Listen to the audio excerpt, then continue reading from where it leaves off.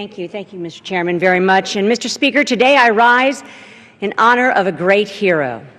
On June 23, 2007, Missouri's 2nd Congressional District lost a brave young man when United States Army First Lieutenant Daniel Riordan made the ultimate sacrifice for his country while serving in Operation Iraqi Freedom.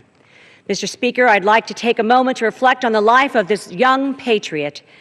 Daniel Patrick Riordan was born to Rick and Janine Riordan on February 17, 1983. He had a twin brother, Nick, and an older sister, Suzanne.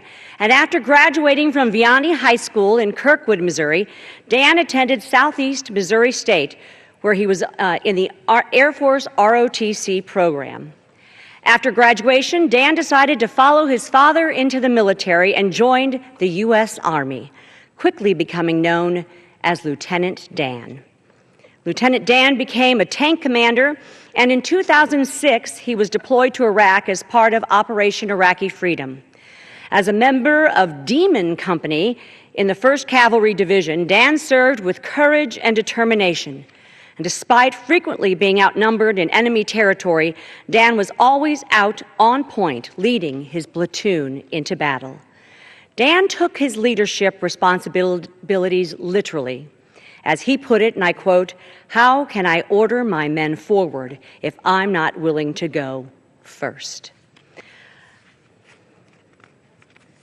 To those who knew Dan, his devotion to his country through service and sacrifice came as no surprise. He was both a fierce and dedicated warrior in the service of our country and a caring and loving gentleman who felt a duty to help those in need. From a very young age, Dan showed sensitivity beyond his years. At the age of 5 or 6, while attending a funeral, Dan's mom found him sitting with an elderly woman. When she asked him why he was sitting with her, he said, "She looked sad and lonely."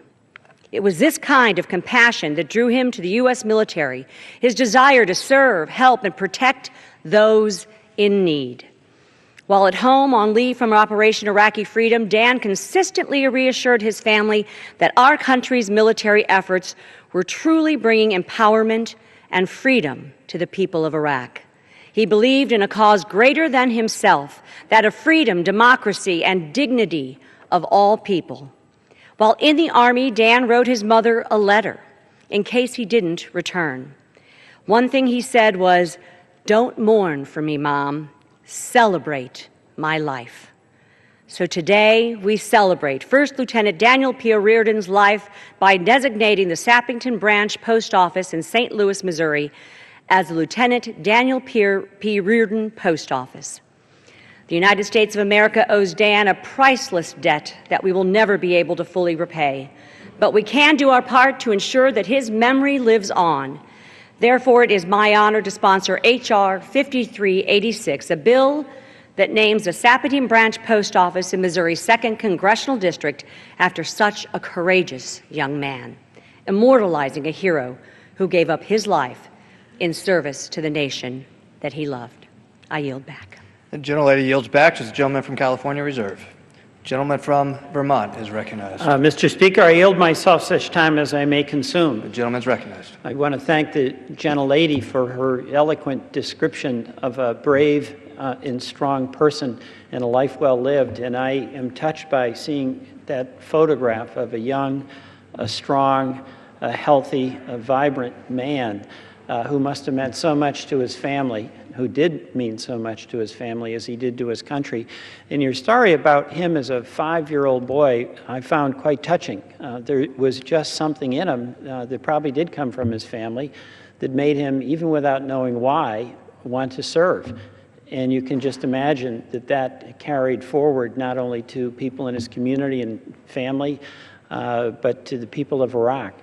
And I also was reading about how his original objective in the military was to serve as a pilot, and we don't know what the story was as to how he ended up in a tank. But what you know by that story is that his fundamental goal was to serve. How he served was secondary.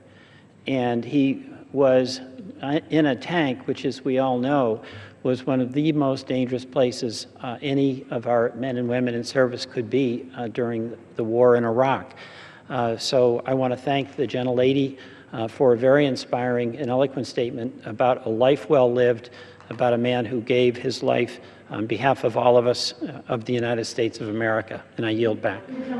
I do yield, yes. I'd just like to say that this is, I've had the great pleasure and honor of sponsoring several of these post office namings for our fallen heroes, and I have to say it is one of the most moving and touching and important things that we can do, I think, for our entire community and certainly for the family. So it's a great privilege and honor for me to support the Riordan family today, and I thank the gentleman for his kind words and the chairman